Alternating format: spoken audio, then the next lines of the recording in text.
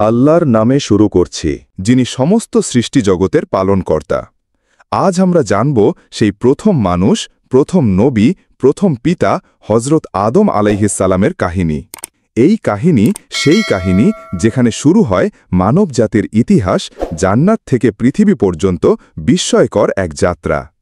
আল্লাহ তাআলা যখন ফেরেশতাদের বললেন, আমি পৃথিবীতে একজন খলিফা সৃষ্টি করব, ফেরেশতারা বিস্মিত হয়ে জিজ্ঞেস করল, আপনি কি সেখানে এমন কাউকে সৃষ্টি করবেন যে সেখানে অশান্তি সৃষ্টি করবে ও রক্তপাত ঘটাবে?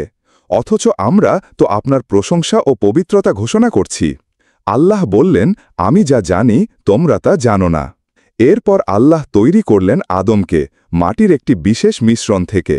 তার গঠন সম্পন্ন করার পর তিনি তার মধ্যে নিজ রূহ থেকে ফুঁকে দিলেন। সেই মুহূর্তে নিশ্চল মাটির দেহে প্রাণের উন্মেষ ঘটল। শুরু হল এক নতুন সৃষ্টি, নতুন জাতির পথ চলা।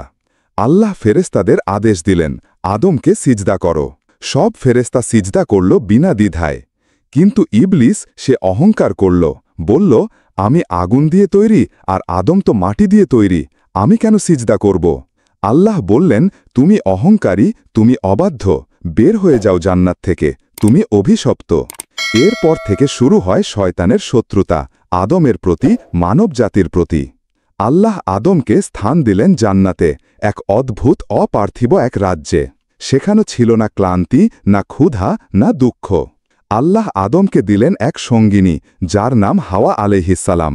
তারা দুজন মিলেমিশে থাকলেন সেই অপূর্ব সুন্দর জান্নাতে।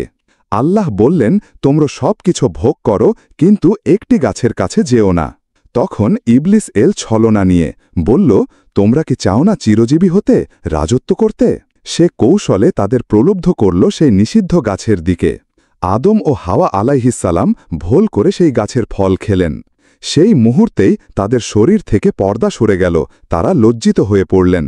আল্লাহ বললেন, আমি কি তোমাদের সেই গাছ থেকে নিষেধ করিনি? আদম আলাইহিসসালাম কাঁদলেন আর বললেন, রব্বানা জলামনা আনফুসানা, যদি আপনি আমাদের ক্ষমা না করেন আমরা ধ্বংস হয়ে যাব। আল্লাহ তাদের তওবা কবুল করলেন, কিন্তু দুনিয়াতে প্রেরণ করলেন পৃথিবীতে এক নতুন জীবন শুরু করার জন্য। আদম আলাইহিসসালামের দুনিয়াবী জীবন নিয়ে আমাদের রয়েছে আরও একটি পর্ব, সবাইকে দেখার অনুরোধ রইল।